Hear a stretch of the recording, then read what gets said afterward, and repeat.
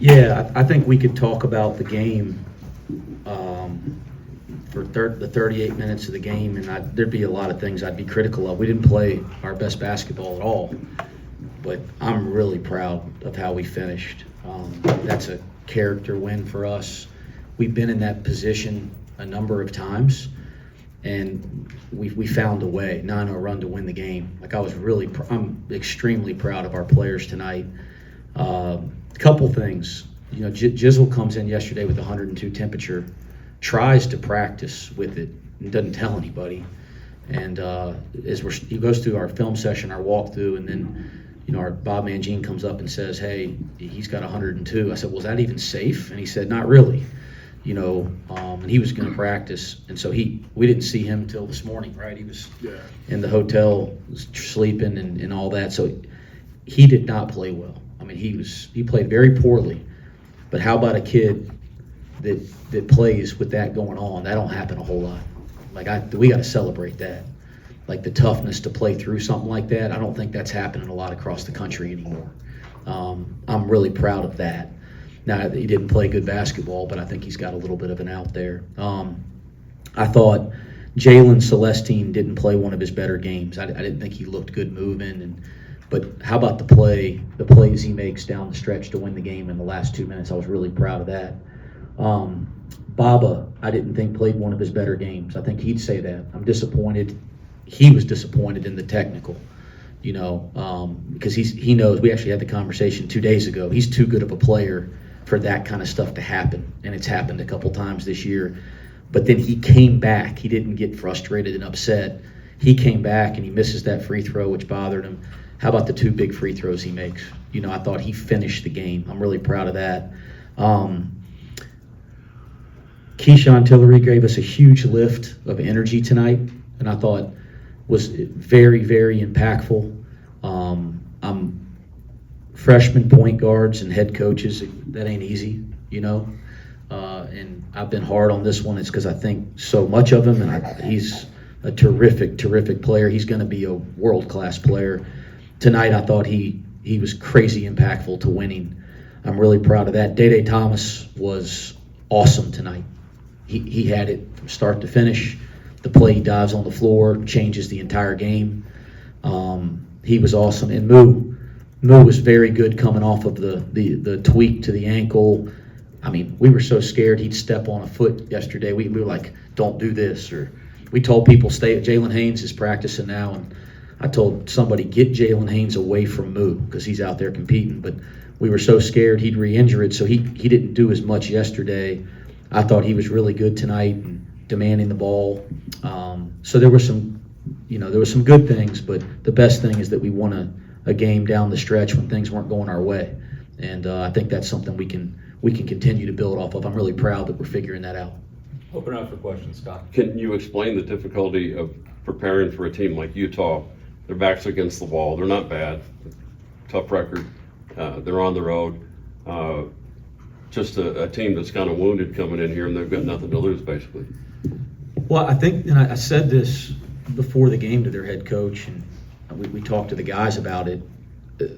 They're so much better than their record, and you look at when you're going through the scouting report, they're in like every single game. They're at Kansas 2 games ago, and it's a 2-point game late in the second half, and we know how difficult it is to play there.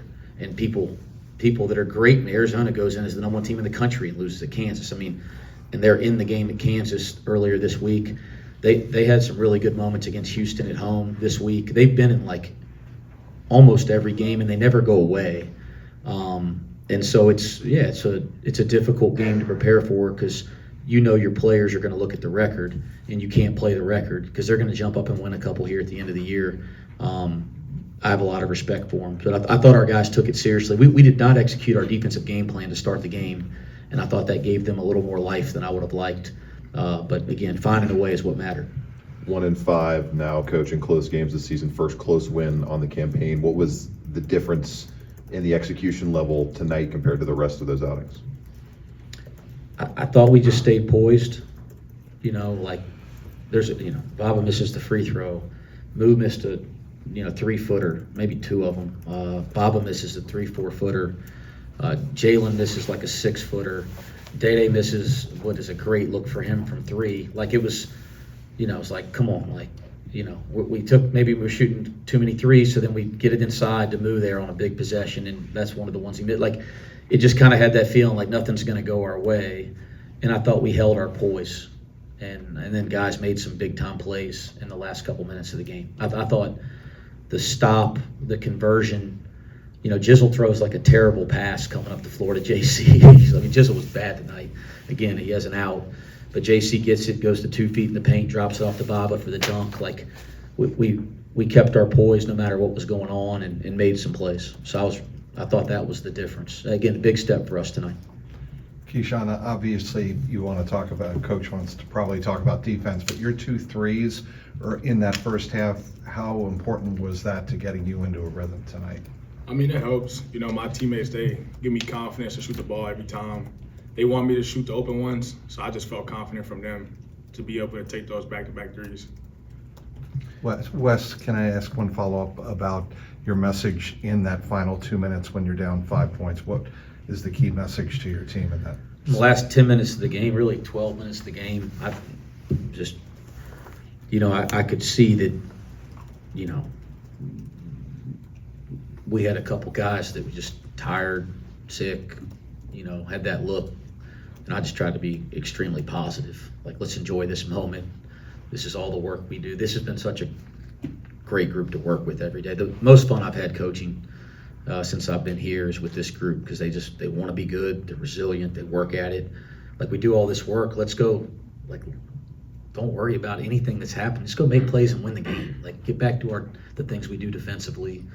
And that was a pretty consistent message. Certainly we're talking about aspects of the game and strategy, but the message was just to stay loose and stay confident and go make winning plays, because you work at it all the time.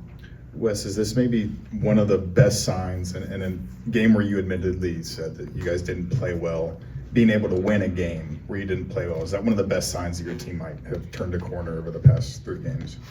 Yeah, I mean, I've coached teams that have won championships, and those teams had plenty of games they didn't play well, but they find ways to win games. This team, that's one of the great qualities of a good team or a great team, is they just find ways.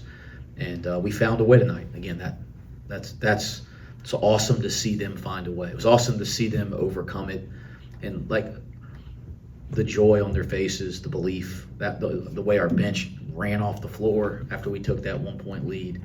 This team's capable of quite a bit, and it's good to see them continuing to improve.